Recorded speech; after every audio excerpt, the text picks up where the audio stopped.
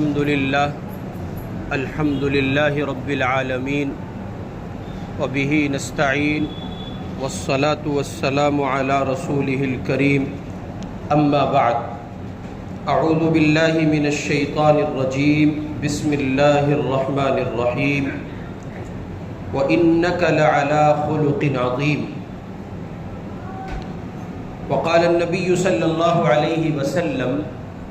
بعثت لأتمم مکارم الاخلاق او کما قال علیہ الصلاۃ والسلام۔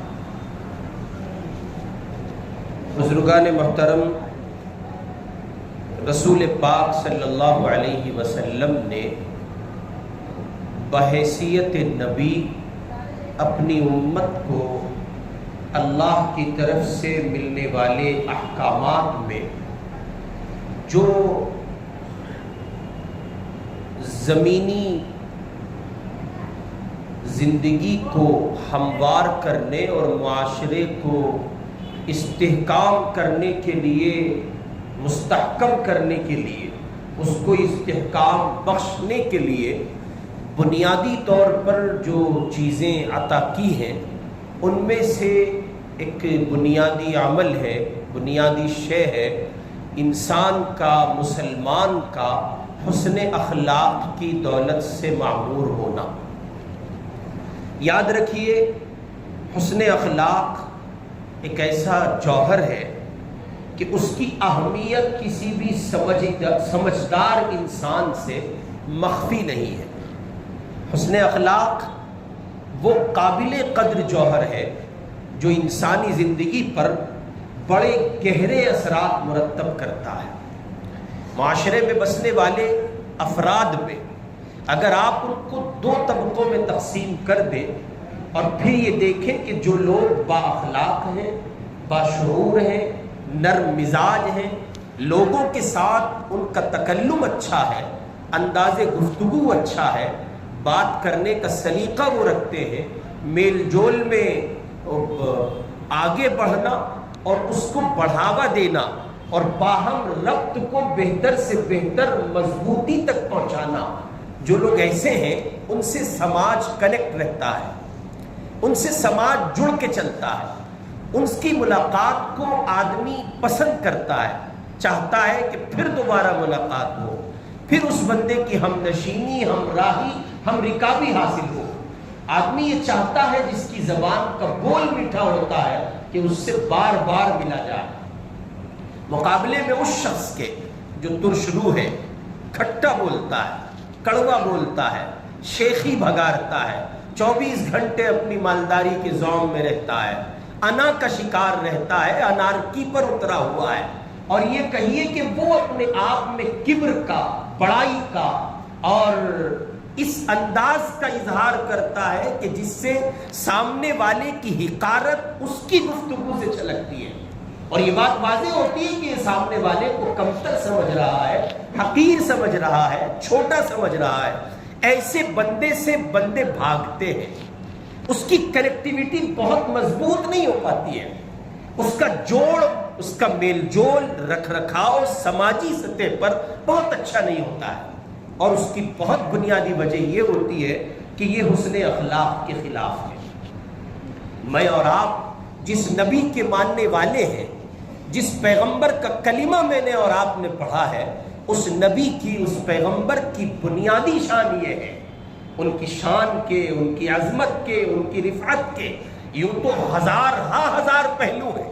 لیکن وہ بنیادی پہلو کہ جس نے سماج پر، مکے کی زمین پر اور ان افراد پر جن کو بدلنا ممکن نہیں تھا، جن کے اندر کسی نوع کی تبدیلی کے امکان نہیں تصور کیے جاتے تھے، دنیا یہ سمجھتی تھی کہ یہ بے وقوف ہیں، یہ ناہنجار ہیں، ان میں شعور پیدا نہیں ہوگا، ان میں شعور بیدار نہیں ہوگا۔ وہ کعبۃ اللہ کا طواف برہنہ کیا کرتے تھے، وہ چھوٹی چھوٹی باتوں پر سالوں نہیں دہائیوں لڑ جاتے تھے، وہ کسی ایک بات کو لے کر قتل تک پہنچ جاتے تھے۔ اگر 2 اونٹ بیک وقت کسی کنویں پر پہنچ گئے اور کسی ایک بندے کے اونٹ نے دوسرے بندے کے اونٹ سے پہلے پانی پی لیا تو اس کو انا کا مسئلہ بنا لیا کرتے تھے، اور نتیجے میں پھر اس پر جنگیں چلتی تھیں، اور اس پر بس نہیں، اس جنگ میں صرف 2 افراد شریک ہوں تو بات سمجھ آ جاتی ہے، اس میں خاندان کا انوالومنٹ ہو جاتا تھا،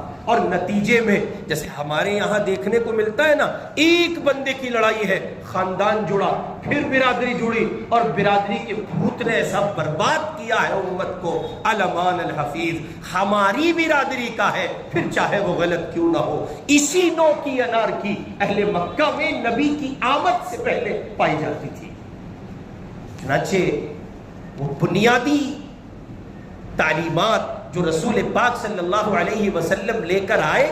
آپ نے ان تعلیمات کو مکے کے افراد کے سامنے پیش کیا، اور اس کا پریکٹیکل آپ نے پیش کیا۔ آپ کو گالیاں دی گئیں، آپ نے چپی سادھی، آپ کو گالیاں دی گئیں، آپ خاموش رہے، آپ کو گالیاں دی گئیں، آپ کے ساتھ بد اخلاقی بدسلوکی کا معاملہ کیا گیا، آپ نے حسن اخلاق کا مظاہرہ کیا۔ آپ کو کسی نے گالی دی، آپ نے اس پر پھول برسائے، آپ نے کسی پر آپ پر کسی نے ہاتھ اٹھایا، آپ کے ساتھ کسی نے زیادتی کی، آپ نے اس پر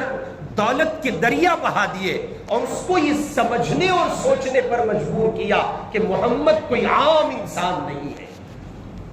بعینہ یہی صورتحال میرے اور آپ کے لیے ضروری ہے کہ میں اور آپ اپنے کردار سے، گفتار سے، اخلاق سے، مزاج سے، اور کہیے کہ گفتگو سے، لوگوں کے ساتھ ہم کلام ہونے سے یہ ثابت کریں کہ میں اور آپ عام انسان نہیں ہیں، محمد الرسول اللہ صلی اللہ علیہ وسلم کے امتی ہیں۔ یاد رکھیے، اگر آپ اپنے مزاج میں اتنی سختی لے آئیں گے کہ جب کوئی آپ سے بات کرے تب آپ ٹیڑھا بولتے ہیں، ثابت کیا کرنا چاہتے ہیں؟ آپ کو لگ رہا ہے کہ آپ یہ ثابت کر رہے ہیں آپ بہت بڑے آدمی ہیں، جبکہ آپ کی گفتگو کی تلخی اور ترشی بتا رہی ہے آپ تو بہت چھوٹے ہیں۔ بڑا وہ ہے کہ جس کے قریب آ کر لوگ اپنے آپ میں بڑکپن محسوس کرنے لگے، بڑا وہ ہے جس کے قریب آ کر لوگ اپنے آپ میں سلیقہ اور سمجھ محسوس کرنے لگے، بڑا وہ ہے جس سے مل کر لوگ اپنے آپ کو باشعور سمجھنے لگے، اور ایسا لگنے لگے ان کو کہ اس بندے کی صحبت سے، ہم نشینی سے، کنیکٹیویٹی سے، اس کے پاس بیٹھنے سے ہمیں کچھ ملتا ہے، اور غیر محسوس طریقے پر غیر معمولی انقلاب برپا ہوتا ہے۔ بڑا وہ ہے جس کی صحبت سے اور جس کی سوسائٹی سے یہ سب کچھ پیدا ہوتا ہے۔ اور اگر میرے اندر، آپ کے اندر یہ چیزیں پیدا نہیں ہو رہی ہیں تو پھر بنیادی طور پر سمجھنے اور دیکھنے کی ضرورت ہے، محاسبے کی ضرورت ہے کہ ہم کہاں کھڑے ہیں۔ معاشرے کی بڑی تعداد، اگر آپ اس کو 99% کا آنکڑا دے کر بات کریں گے تو غلط نہیں ہوگی کہ معاشرے کے افراد حسن اخلاق سے محروم ہیں، اور اپنی ذات کو گھر کی دہلیز سے لے کر سماج کے پھیلاؤ تک آپ دیکھ لیجئے تو حسن اخلاق نہیں ملتا۔ بزرگوں میں اپنی عمر کی طوالت کی وجہ سے، پیرانہ سالی کی وجہ سے جو چڑچڑاپن پیدا ہو جاتا ہے، علمان الحفیظ اس کے مظاہر کئی بار دیکھنے کو ملتے ہیں۔ ایسے بوڑھے، ایسے بزرگ، ایسے عمر کے بڑھے ہوئے لوگ مسجدوں میں آپ کو دیکھنے کو مل جائیں گے، صف اول کے نمازی ہیں، سجدہ لمبا کرتے ہیں، نمازیں خوب پڑھتے ہیں، تلاوت کرتے ہیں، دیر تک اللہ کے حضور رہنے کا مزاج ہے، مگر مزاج میں سختی کا عالم یہ ہے جہاں کسی کو ہاف بازو کی شرٹ میں نماز پڑھتے ہوئے دیکھا فوراً کفر اسلام کی جنگ چھیڑ دیتے ہیں۔ کسی نوجوان کو دیکھا، اس کا ہاف بازو کا شرٹ تھا یا ٹی شرٹ، اور اس کو کہا، گٹا پکڑ کے اس کو کہا، کیسے کپڑے پہنتے ہو، کافروں کے کپڑے ہیں، تمہیں شرم نہیں آتی؟ اسے پھر اتنی شرم آئی کہ اب تک مسجد میں آتا تھا، بڑے میاں کے اس غیر اسلامی رویے کی وجہ سے اب اس نے مسجد کا رخ کرنا ہی چھوڑ دیا۔ بڑی عمر کے حضرات، میں کمنٹ نہیں کر رہا ہوں، اور میرا مزاج بھی نہیں ہے کہ میں سوری بول کے بات کو آگے بڑھاؤں، نہیں، میں بہت ریئلٹی پر گفتگو کرتا ہوں۔ یہ ہے معاشرے میں دیکھنے کو ملتا ہے، بچہ آ جائے مسجد میں تو بچہ جتنا چلایا، لیکن یہ بچے کے باپ کا باپ جتنا مسجد میں چلاتا ہے، یعنی بزرگ بوڑھے ہمارے بچے لے آتے ہیں، شرم نہیں آتی مسجد کو پامال؟ آپ کیا کر رہے ہیں؟ اس نے تو جو کیا آپ کیا کر رہے ہیں؟ آپ اس سے زیادہ مسجد میں شور و غل کر رہے ہیں۔ اگر اسے عدم شعور کی وجہ سے مسجد کے احترام کا خیال نہیں ہو سکا تو آپ تو ڈبل مجرم ٹھہرے، آپ کو تو شعور بھی تھا، پھر بھی آپ نے مسجد کے ادب کو، احترام کو پامال کیا۔ بچوں پر ایک بات یاد آئی، سن لیجئے۔ ایک بڑے ترک دانا کا قول ہے، اگر تمہارے بچے مسجدوں میں نہیں ہیں تو یاد رکھو تمہارا فیوچر مسجد میں نہیں۔ بچے مسجد میں ہیں تو آنے والا کل مسجد میں ہے، اس لیے کہ آج بچپن سے ان کو عادت پڑے گی۔ بچوں کا مطلب دودھ پیتے بچے نہیں ہوتے، بچوں کا مطلب ہوتا ہے 6-7 سال کے باشعور بچے، اور اس سے نیچے بھی آج کل شعور پیدا ہو رہا ہے۔ ماں باپ کے ساتھ آتے ہیں، کنارے کھڑے ہو جاتے ہیں، کوئی ہنگامہ، کوئی شور نہیں کرتے، لیکن اگر یہ خطرہ ہے اس بات کا کہ بچہ اس کو وقار کو ملحوظ نہیں رکھ پائے گا تو لانے سے گریز بھی کرنا چاہیے۔ لیکن مان لیں کہ بچے نے اگر کسی نوع کی کوئی غفلت سے کام لے بھی لیا تو اس پر یہ سب پھر بھی نہیں بنتا۔ مزید آگے بڑھیں، میرا آپ کا جوانوں کا حال انتہائی خراب ہے، بات بات پہ گالی دینا۔ گالیوں پہ تو مسلم معاشرے میں ایسا لگتا ہے پی ایچ ڈی کی گئی ہے۔ وہ گالیاں جو انسانی ذہن سے، اس کی فکر سے، اس کے شعور سے، اس کے وجدان سے، اس کے خیال سے نہیں گزرتی۔ ریسرچ کرنے والے جہاں ریسرچ کر کے اب سے 50 سال کے بعد گالیوں پر پہنچیں گے، مسلم معاشرہ آلریڈی وہاں کھڑا ہے، پہلے سے موجود ہے۔ دادی سے لے کے پوتی تک کی گالی ایک سانس میں سلیقے کے ساتھ اگر کوئی دینے کا ہنر رکھتا ہے تو وہ میرا آپ کا معاشرہ، میں اور آپ ہیں، الامان الحفیظ۔ حسن اخلاق سے آ رہی ہے یہ پہلو،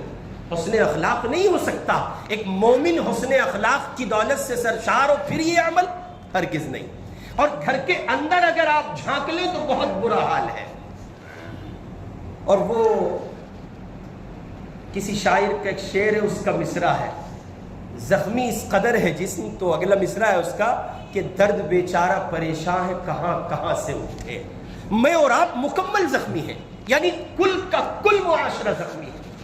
کس پہلو پر بات کریں اور کس پہلو کو چھوڑ کر آگے بڑھ جائیں، ایک ایک بات کو اگر آپ اٹھا لیں گے تو اس پر ایسا لگتا ہے کہ تندہی کے ساتھ، جنونی کیفیت کے ساتھ، دیوانگی کے ساتھ سارے معاشرے کو مل کر اکٹھے ہو کر کام کرنے کی ضرورت ہے۔ اس لیے میرے بھائی، حسن اخلاق کی دولت اپنائیے، اور حسن اخلاق میں بنیادی پہلو ہے زبان کا بول۔ آپ کتنے بڑے حضرت ہیں، کتنے بڑے شیخ ہیں، کتنے بڑے امیر صاحب ہیں، اور کتنے بڑے مولوی صاحب ہیں، اور کتنے بڑے حضرت جی کے پیر، مرید، فقیر، پتہ نہیں کیا کیا بنتے ہیں لوگ آج کل، آپ پتہ نہیں کیا ہیں۔ یہ آپ سمجھیں اگر حسن اخلاق نہیں ہے تو آپ گدھے ہیں، اس کے سوا کچھ نہیں۔ کس چیز کا رعب ڈالتے ہیں سامنے والے پر؟ کس بات سے آپ متاثر کرنا چاہتے ہیں؟ یاد رکھیے، دنیا میں کوئی شے سامنے والے کو متاثر کرنے کے لیے اتنی مؤثر نہیں ہو سکتی جتنا رسول اللہ صلی اللہ علیہ وسلم کا کردار مؤثر ہو سکتا ہے۔ نیا نیا پیسہ آتا ہے، نئی نئی دولت آتی ہے، اس کے اپنے انداز، اپنے نخرے۔ وہ کہا ہے، ہمارے ملک کی ایک معروف شاعرہ ہے محترمہ شبینہ ادیب صاحبہ، انہوں نے کہا ہے، جو خاندانی رئیس ہیں وہ مزاج رکھتے ہیں نرم اپنا، تمہارا لہجہ بتا رہا ہے تمہاری دولت نئی نئی ہے۔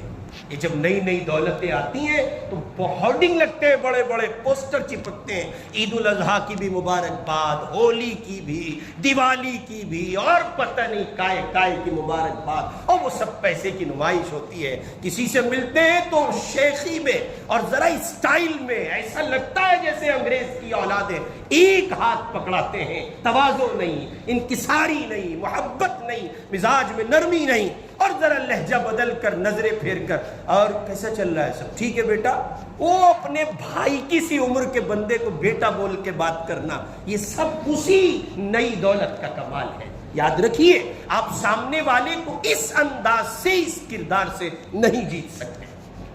جس انداز و کردار سے آپ جیت سکتے ہیں وہ ہے کہ محمد بہت بڑے ہیں، بڑوں کے بڑے ہیں، اللہ کے بعد سب سے بڑے ہیں۔ اور کہنے والے جب آئے آپ کے دربار میں، آئے تھے دشمن بن کر، آئے تھے دشمن کی حیثیت سے، آئے تھے دشمنی کے خانوں کو پر کرنے کے لیے، لیکن مزاج دیکھا، کردار دیکھا، اسلامی اخلاق کا معیار انہوں نے دیکھا اور پکار اٹھے، محمد سا انسان ہم نے زمین پر نہیں دیکھا۔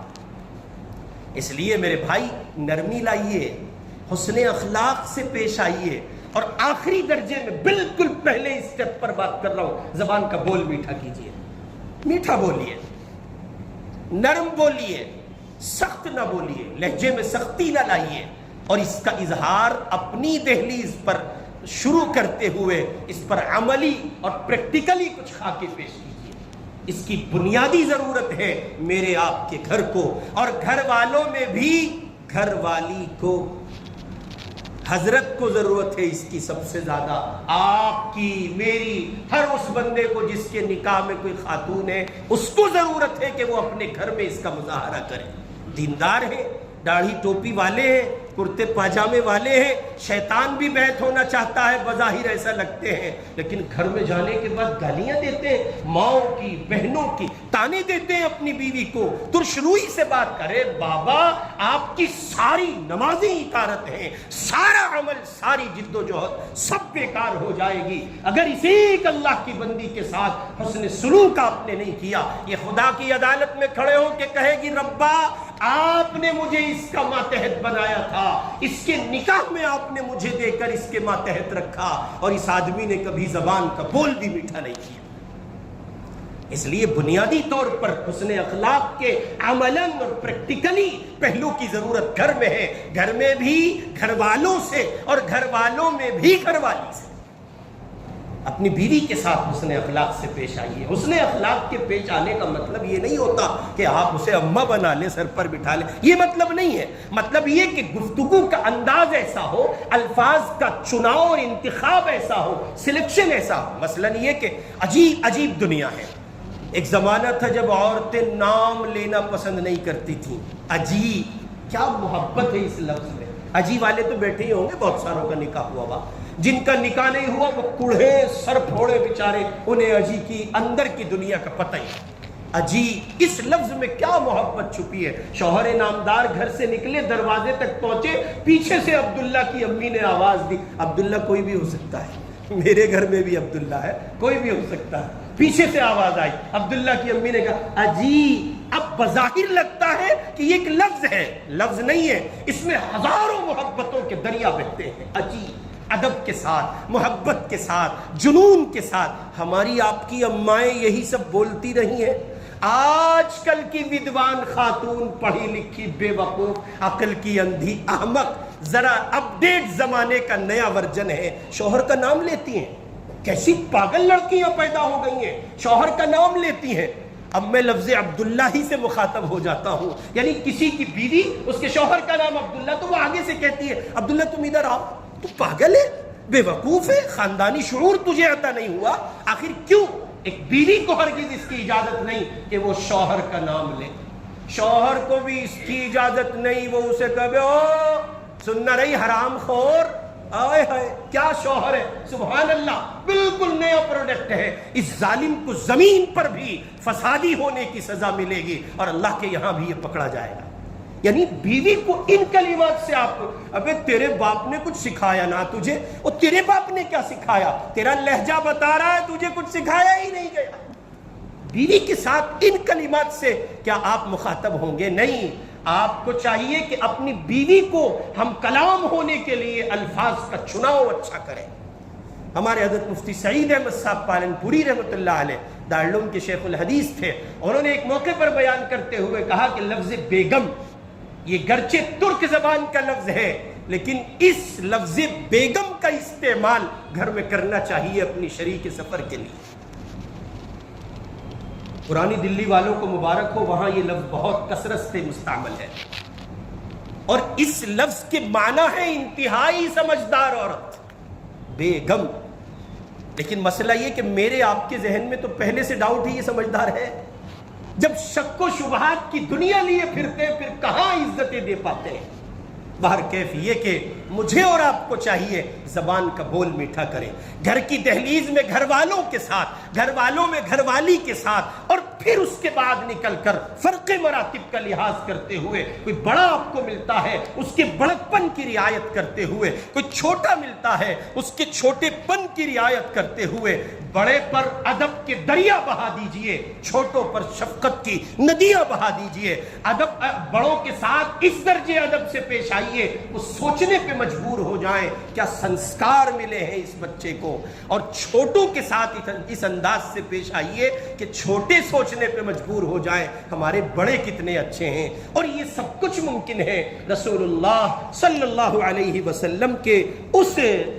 قول اور آپ کے اس فرمان کی روشنی میں۔ حضور فرما رہے میں آیا ہوں حسن اخلاق کی تکمیل کرنے کے لیے۔ ایک جگہ حضور علیہ السلام نے ارشاد فرمایا مومنین میں کامل درجے کا مومن وہ ہے جس کے اخلاق اچھے ہوں۔ اسی کو شاعر نے بڑا عجیب کہا تھا رسول اللہ صلی اللہ علیہ وسلم کے لیے،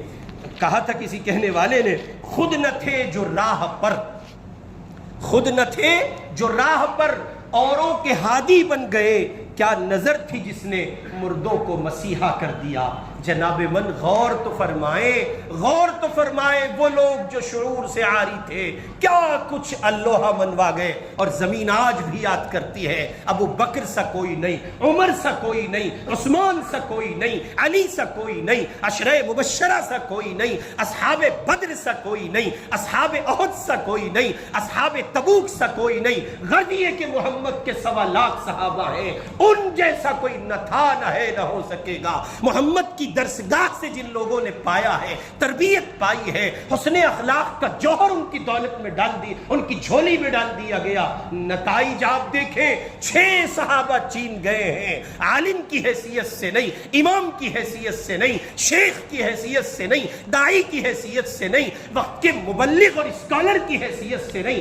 تاجر کی حیثیت سے گئے، مسجد نہیں بنائی، مدرسہ نہیں بنایا، خانقاہ نہیں بنائی، 3 دن چلہ 4 ماہ کے لیے لے کر نہیں نکلے، وہاں کی منڈی میں شامل ہوئے، تجارت کی، تاجروں سے ہم کلام ہوئے، تاجروں سے تعلقات ان کے قائم ہوئے، تجارت کی تو ہاتھ کی معاملات کی صفائی دیکھ کر چین کے تجار کہنے لگے کہاں سے آئے ہو، کون لوگ ہو، کچا پکا اکٹھا نہیں کرتے ہو، کھٹا میٹھا گڑبڑ نہیں کرتے ہو، سوکھا تر نہیں ملاتے ہو، تر کو تر کہہ کے بیچتے ہو، سوکھے کو سوکھا کہہ کے بیچتے ہو، یہ نہیں کہتے کہ ابھی ابھی ابھی ابھی